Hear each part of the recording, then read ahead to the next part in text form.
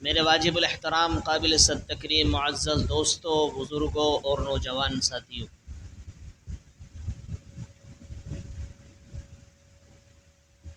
اللہ تبارک و تعالی نے اپنے محبوب صلی اللہ علیہ وسلم کو مخاطب فرما کر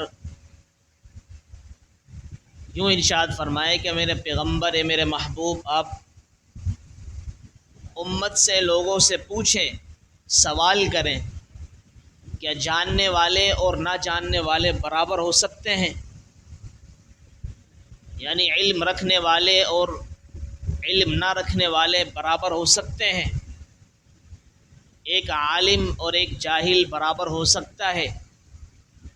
ایک مفتی اور ایک پرلے درجے کا جاہل برابر ہو سکتا ہے؟ تو یہ اللہ تبارک و تعالی اپنے محبوب کو فرما رہے کہ میرے پیغمبر آپ ان سے سوال کریں، هل يستوي الذين يعلمون والذين لا يعلمون، کیا جاننے والے اور نہ جاننے والے، کیا عالم اور جاہل دونوں برابر ہیں؟ نہیں۔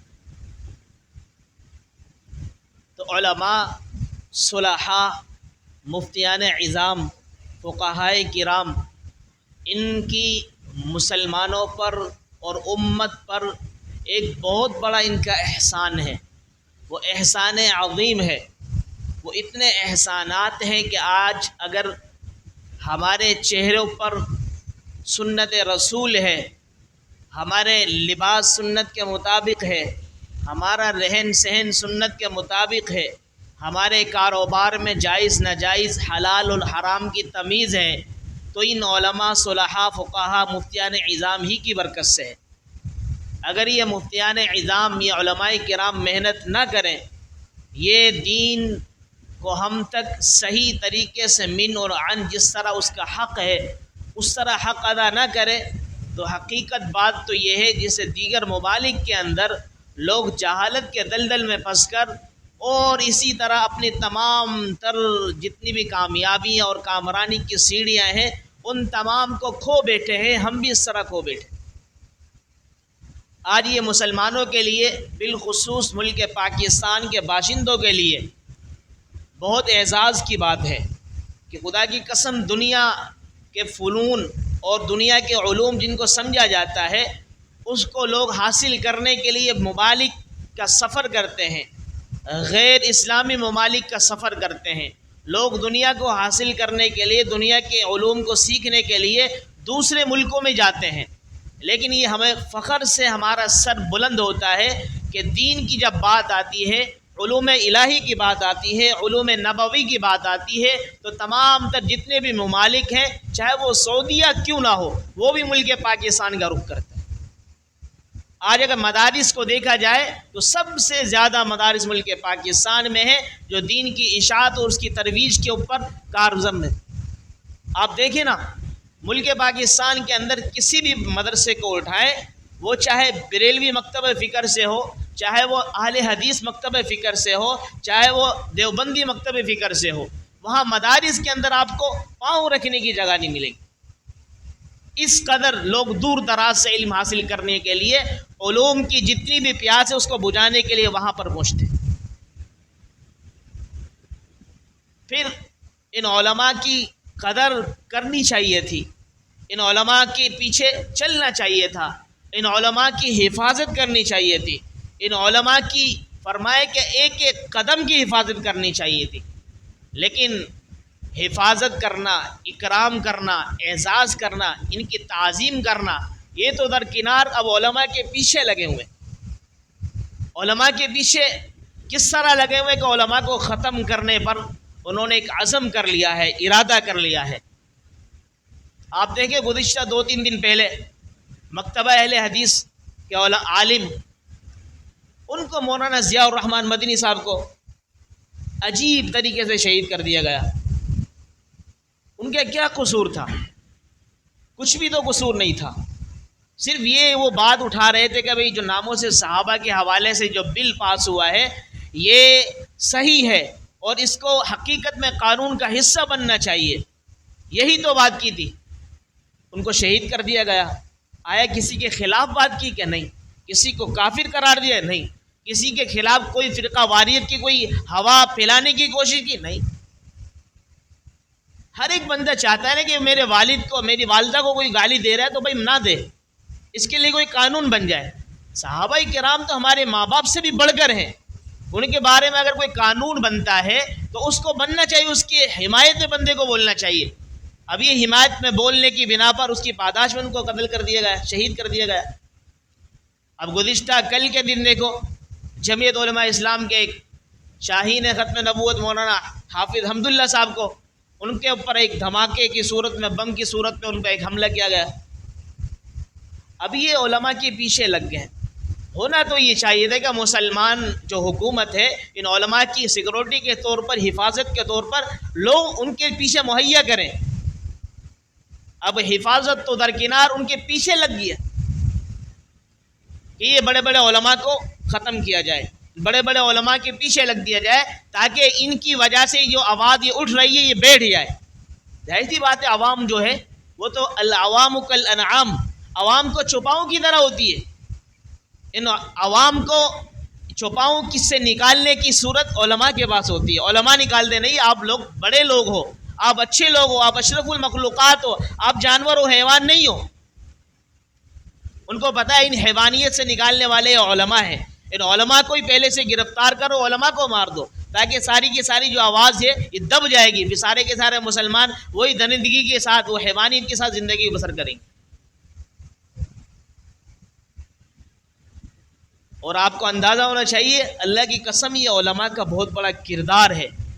علماء کے علم سے دشمن اچھی طرح واقف ہے، اس کو پتہ ہے یہی تو علماء ہے کہ جو مستقبل کے اندر تمام جتنے بھی جو ممالک ہیں ان کے اوپر اگر قبضہ کر سکتے ہیں تو علماء ہی کی بنا پر کر سکتے ہیں لوگ مسلمان. مطلب کسی کے اندر اتنی ہمت اور اتنا دم خم نہیں ہے. آپ دیکھیں ملک پاکستان 75 سال سے مارد وجود میں ہے، آج تک کسی عالم کی حکومت آئی ہے؟ نہیں آئی. تو کس نے تمام تر کو خدا کی قسم اپنا کر دیکھ لیا، آزما کر دیکھ لیا، جتنی بھی ہماری پارٹی ہیں. لیکن کیا ہوا؟ بالکل پستی کی طرف، نیچے کی طرف جا رہے، کبھی بلندی کی طرف ہمیں راستہ نظر نہیں آیا. میرا خود نہ میرا کسی سیاسی جماعت سے تعلق ہے، کوئی میرا نہ کسی کے کارکن ہوں. میں ایسے ہی اپنے دلی طور پر ایک وہ رکھتا ہوں درد کہ اللہ کی قسم اس دفعہ میں چاہتا ہوں کہ علماء کرام کو لایا جائے، کم از کم ان کو آزما کر دیکھا جائے. علماء جیسے ہم کہتے ہیں نا مسلح کا وارث ہے، اللہ کے بندے مسلح کے وارث. آپ کبھی کسی چور کو رکھیں گے، کسی ڈکیت کو رکھیں گے، کسی قاتل کو رکھیں گے؟ کبھی بھی نہیں رکھیں گے. مسلح رسول پر نماز وہی پڑھائے گا، ممبر رسول وہی یہاں پر درس دے گا جو قاتل، اسی طرح چور ڈکیت کچھ نہ ہو. جب مسلح رسول کا وارث، ممبر رسول کا وارث ایک عالم ہے تو تختے جو وہاں پر ہمارے تختے لگے ہوئے حکومت کے اندر، ان تمام کا وارث بھی ایک عالم بنتا ہے. تمام تر قوانین سے یہ آشنائی ہوتی ہے اس کو، خرید و فروخت کیسے کرنا ہے، معاملہ کیسے کرنا ہے، اس کو رد کیسے کرنا ہے، کیسے لوگوں سے مذاکرات کرنے، کیسے طے کرنے، یہ ایک عالم اچھی طرح جانتا ہے. اللہ کی قسم کبھی کبھار میں کبھی میڈیا پہ ان لوگوں حکومت والوں کی باتیں سنتا ہوں، میں بڑے حیران ہے. تو بات کرنا نہیں آتی ہے، بات کرنا، گفتگو کرنے کا ڈھنگ نہیں آتا، سلیقہ نہیں آتا.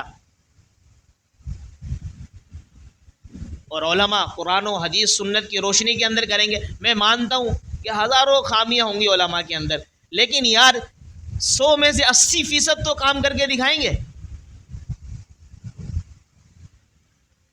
ملک پاکستان کے اندر اللہ تعالیٰ نے ایسے ایسے ہیرے دیے، ایسے ایسے ہیرے دیے کہ جس کا نام لینے سے آدمی فخر سے اپنے سر کو بلند کرتا ہے. اگر ہمارے ملک پاکستان کے اندر ہمارے جتنے مکاتب فکر ہیں، خدا کی قسم یہ چھوٹے چھوٹے فروعی مسائل کے اندر اختلاف ہو جاتے ہیں، دیوبندی، بریلوی، اہل حدیث، لیکن یقین کریں اصول میں ہم سب ایک ہیں. اللہ ہم سب کا ایک ہے، رسول ہم سب کا ایک ہے، قرآن ہم سب کا ایک ہے، اللہ کے رسول کا فرمان سب کا ایک ہے، صحابہ ہمارے سب کے ہیں. اگر یہاں پر ہم یکجا ہو جائیں، اللہ کی قسم کوئی بھی قوت ایسی نہیں ہے جو ہمیں پیچھے ہٹا سکے. ہم کبھی کبھار سوال کرتے ہیں کہ مولانا فضل الرحمان صاحب جو ہیں انہوں نے کیا کیا ہے ملک پاکستان کے لیے؟ ہم سوال کرتے ہیں، سوال ہوتا ہے اور ہونا بھی چاہیے، لیکن یہ دیکھنا چاہیے ہم نے مولانا فضل الرحمان صاحب کو کیا دیا ہے۔ جب الیکشن ہوتے ہیں اس وقت مولانا فضل الرحمان صاحب کو کتنی سیٹیں دلوائی ہیں ہم نے، کتنے ووٹ کاسٹ کیے ان کے یہاں۔ مولانا کے گیربان کو پکڑنا تو آسان ہے، لیکن کم از کم کبھی اپنے گیربان میں جھانکنا بھی چاہیے، یار ہم نے کیا ان کے لیے ووٹ کاسٹ کیے ہیں، کتنے دی، کس کو دیے ہم نے ووٹ۔ جب ایک بندہ مدرسے کے اندر کوئی آپ کے ساتھ تعاون نہیں کر سکتا، آپ کو کچھ دیتا نہیں ہے، آپ کو کچھ ماہانہ 15 دن 20 دن میں کچھ دیتا نہیں ہے، یہ سال میں کچھ نہیں دیتا، وہ آپ سے حساب کتاب لینے لگ جائے تو آپ کیا کہیں گے اس سے؟ بھئی آپ تو کچھ دیتے نہیں، آپ کا کیا تک بنتا ہے، کیا حق بنتا ہے، آپ مجھ سے حساب لو۔ اسی طرح مولانا فضل الرحمان صاحب پر انگلی اٹھانا ان کا حق بنتا ہے جنہوں نے ووٹ دیے۔ کیا بھائی مولانا آپ کو اتنی سیٹیں دلوائی، آپ نے کیا کیا ہمارے لیے؟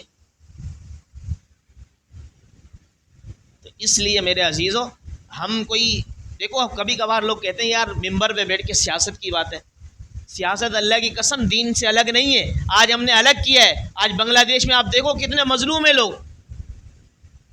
غالباً 10-12 سال پرانی بات ہے، ہم بنوری ٹاؤن میں تو استاد جی فرمانے لگے، مولانا عتیق صاحب کہنے لگے ہم ابھی بنگلہ دیش کا دورہ کر آئے ہیں، وہاں پر کیا جتنی مظلومیت کے ساتھ وہاں مسلمان ظلم سے رہے نا، کہ اس کا اندازہ مسلمان یہاں کے نہیں لگا سکتے۔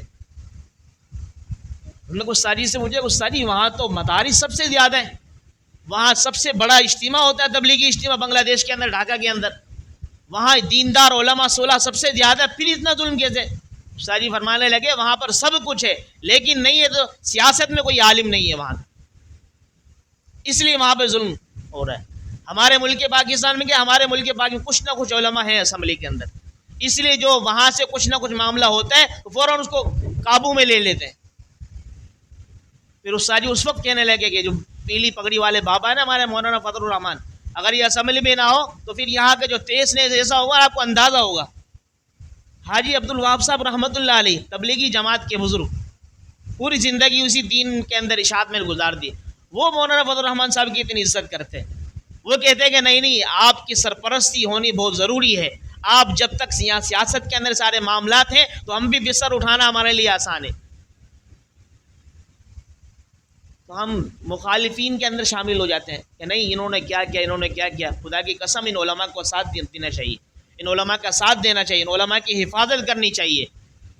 اور آپ کو پتہ نہیں دشمن آپ کے بالکل گھات لگا کر بیٹھا ہوا ہے کہ کسی طرح یہ علماء کے پیچھے چھوڑے، بس ان عوام کو تو چلانا ہمارا کام ہے آسانی سے۔ اصل یہ ہے کہ علماء پہ گرفت کرنی ہے۔ علماء اتنے اپنے علوم کے اندر گرفت رکھتے ہیں، مضبوطی رکھتے ہیں کہ کوئی بھی اگر سامنے سے دشمن حملہ آور ہوتا ہے فوراً پکڑ لیتے ہیں کہ آپ غلط کیا نہیں، غلط بیانی کر رہے ہیں، ایسا ہے ہی نہیں قرآن و حدیث کے اندر۔ آپ دیکھیں ایک چھوٹا سا واقعہ یاد آ گیا، ہندوستان کے ایک جہانگیر بادشاہ تھا، اس کی بیوی تھی شیعہ، ایران کی تھی، اس نے خط لکھ کر بھیجا ایران کے اندر، اس کی بیوی جو شیعہ تھی نور جہاں نام تھا اس کا، اس نے بھیجا وہاں پہ کہ وہاں کے کسی بڑے مناظر کو بھیجو یہاں پر ہندوستان کے اندر، تاکہ وہ شیعت کی بھوچاڑ کریں، یہاں پر آ کے مناظر کو بھیجو تاکہ یہاں کے علماء کو وہ ہرانے کے بعد ہماری شیعت بالکل حملہ آور ہو جائے ان کے اوپر، سب مسلمان جو تھے سارے شیعہ ہو جائیں، ہماری کتابوں پڑھنے لگے، ہمارے مذہب پر آ جائیں۔ لیکن خط میں یہ بھی لکھا کہ آپ ایسے کرنا، جب اس ایران سے اس کو بھیجنے لگو یہاں پر ہندوستان، تو ایران سے پہلے لاہور بھیجنا پاکستان کے اندر، وہاں کے علماء نہیں ہے، وہاں پہ سارے صوفی بزرگ ہیں، تسبیح والے، پہلے ان کے پاس بھیجنا، 2-4 مناظرے وہاں پر وہ کرے گا، تو ظاہر سی بات ہے صوفی حضرات سے کچھ جواب نہیں بنے گا، جب نہیں بنے گا تو یہ تھوڑا سا چوڑے میں آ جائے گا، پاورفل ہو جائے گا، ہاں بھائی میرے اندر کچھ نہ کچھ علم ہے، لہٰذا اس صورت کو لے کر پھر یہاں ہندوستان میں جب آئے گا، یہاں کے علماء سے مناظرہ کرے گا تو آسان ہوگا اس کے لیے، مناظرہ جیت جائے گا۔ تو اسی طرح اس کے خطوط کے مطابق، خط کے مطابق جو نور جہاں نے خط لکھ کر بھیجا تھا، اسی کے مطابق ایران والوں نے مناظر کو بھیجا، وہ لاہور چلے گیا۔ لاہور میں مولانا میاں میر صاحب رحمۃ اللہ علیہ بزرگ صوفی تھے، وہاں پر بڑے عالم تھے، اللہ والے تھے، خانقاہی نظام کو چلانے والے تھے۔ اللہ والے جب ہوتے ہیں تو اللہ والے ہوتے ہیں، ان کے اندر اللہ تعالیٰ بڑے نظام کو چلاتے ہیں ان کے ذریعے سے۔ ان کے پاس ان کی مسجد کے اندر آنے لگا وہ شخص جو مناظر تھا ایرانی شیعہ، وہاں پر جب مولانا غالباً میاں میر صاحب رحمۃ اللہ علیہ نماز اشراق سے فارغ ہو کے پیچھے کی طرف آ رہے تھے، وہ مناظر دروازے سے اندر ہو رہا تھا 4-5 بندوں کے ساتھ۔ مولانا نے کہا کہ یار یہ جو بندہ آ رہا ہے سامنے یہ کون ہے؟ اس کا پورا مجھے دل اندر سے سیاہ نظر آ رہا ہے، کالا نظر آ رہا ہے، اس کا کون ہے؟ اس کو لے کر آؤ۔ فوراً وہ آ گیا حضرت کے پاس، کیا کون ہو؟ کہا کہ میں مناظر ہوں، ایران سے آیا ہوں۔ اچھا کیا کرتے ہو؟ کہا میں اہل بیت کی عظمت اور اس کی شان کو بیان کرتا ہوں۔ کہا سبحان اللہ، کیا میرے سامنے حضرت اہل بیت کی شان کو بیان کیجئے تاکہ ہم میں سننی ہو، میرا جو دل بالکل باغ باغ ہو جائے، ہم خوش ہو جائیں۔ اس نے کہا اچھا میں آپ کے سامنے اہل بیت کی شان کو بیان کرتا ہوں۔ وہ جو مناظر تشیع وہ کہنے لگا کہ حضرت حسین رضی اللہ تعالی عنہ کیا فرمایا کہ اتنی شان اور اس کی مرقبت ہے کہ ان کے جو مزار ہے جہاں پر، اس کے 40 میل تک کوئی بھی بندہ اگر دفن ہو جائے گناہ گار سے گناہ گار، اللہ تعالیٰ اس کی بخشش فرما دیتے ہیں۔ کہ اہل بیت کی یہ شان، ان میں سے حضرت حسین کی یہ شان ہے۔ حضرت نے کہا دوبارہ کہیں۔ اس نے دوبارہ کہا کہ دوبارہ کہیں، پھر کہا کہ سبحان اللہ، مزہ آ گیا۔ حضرت نے کہا میاں میر صاحب رحمۃ اللہ علیہ اچھا یہ بتاؤ یہ جو ان کو یہ شان ملی ہے کس وجہ سے ملی ہے؟ اس نے کہا کہ یہ شان ملی ہے اس لیے کہ یہ آپ صلی اللہ علیہ وسلم کے نواسے ہیں، اس لیے۔ کیا پکی بات ہے؟ ہاں بلا شبہ یہی بات ہے۔ انہوں نے کہا جب حضور علیہ الصلوۃ والسلام کی وجہ سے ان کو یہ شان ملی ہے تو ان کے 40 میل تک کوئی بندہ دفن ہو جائے تو بخشش ہو جاتی ہے۔ آپ اندازہ لگائیں کہ حضور علیہ الصلوۃ والسلام کی وجہ سے ملی یہ شان کہ جب حضور علیہ الصلوۃ والسلام کے ساتھ جو مزار میں دونوں دفن ہیں، حضرت فاروق اعظم اور حضرت ابوبکر صدیق، وہ بخشے جائیں گے نہیں بخشے جائیں گے؟ کہا اس نے فوراً اپنا بوریا بسترا بند کیا اور فوراً وہاں سے رفو چکر ہو گیا۔ اس نے کہا کہ یار جب یہاں علماء نہیں ہے بلکہ بزرگ ہے، بزرگ کی یہ حالت ہے، یہاں کے عالموں کی کیا حالت ہوگی؟ فوراً بھاگ گیا ایران، کیا مجھے ہندوستان جانا ہی نہیں۔ اللہ کی قسم ہمارے علماء کی تو یہ شان ہے، ہمارے علماء اسے گرفت رکھتے ہیں، حالانکہ کوئی قرآن و حدیث کا نقطہ نہیں تھا لیکن کیسے پکڑا اس کو۔ اس لیے علماء کی قدر کرنی چاہیے، علماء کی شان کو اور اس کے مرتبے کو مقام کو پہچاننا چاہیے کہ یہ علماء ہی تو ہیں جو ہمیں یہ راہ راست پر لے کر آ رہے ہیں، یہی بتا رہے کہ کیا ہے آج لوگ پریشان ہیں۔ اللہ کی قسم یہ علماء ہی تسلیاں دے رہے لوگوں کو، ورنہ آپ چاروں طرف چلے جائیں، اگر آپ کسی دنیا دار آدمی کو اپنی پریشانی بتائیں گے بولیں گے یار کیا پریشان، ہم بھی پریشان ہیں۔ یہ پریشانی دور کرنے کا ایک سبب، یہ علماء ہی قرآن و حدیث کی روشنی میں تسلیاں دیتے ہوئے نظر آئیں گے، بتائیں گے مسلمانوں افسوس نہ کرو، مایوس نہ ہو، پہلے وقت تو ایسے تھا ابھی بہت اچھے ہو اور مزید اچھا وقت آنے والا ہے۔ تو اس لیے علماء کا ساتھ دینا چاہیے، علماء کے حفاظت کے لیے کچھ تدبیریں سوچنی چاہیے، علماء کے لیے بالکل آرائش، ان کے لیے بالکل آسانیاں کرنی چاہیے، نہ کہ ان کی مشقت میں ڈال دینا چاہیے، نہ کہ مسلمان جو ہمارے علماء ہیں ان کے خلاف بکواسات کرنی چاہیے۔ بھئی غلطیاں ہر کسی کے اندر ہوتی ہے، ایک انسان ایک عالم بھی اگر ٹوٹی پوٹی کوئی چھوٹی غلطی ہے تو آپ ان کے پاس چلے جائیں کہ بولے صاحب مجھے اس میں تھوڑا سا اعتراض نظر آ رہا ہے، اگر آپ سمجھا دیں وہ سمجھا دیں تو ٹھیک ہے، نہیں سمجھائے نہ سمجھ میں آیا تو کوئی مسئلہ نہیں، آپ چلے جائیں کبھی کہ عالم دین تو ہے۔ اس لیے کہ اللہ کے حبیب صلی اللہ علیہ وسلم نے فرمایا کہ ان العلماء ورثۃ الانبیاء، صحیح معنی میں انبیاء کے وارث ہی علماء ہیں، جو جاننے والے ہیں، قرآن و سنت کو سمجھنے والے ہیں۔ جب قرآن و سنت کو سمجھنے والے علماء ہیں تو انبیاء کے وارث بھی یہی ہیں۔ اللہ تعالیٰ سے دعا ہے کہ اللہ رب العالمین ہمیں صحیح معنی میں علماء کے مقام کو، مرتبے کو اور ان کی فرمائے معرفت کو پہچاننے کی توفیق عطا فرمائے۔ وما علینا الا البلاغ۔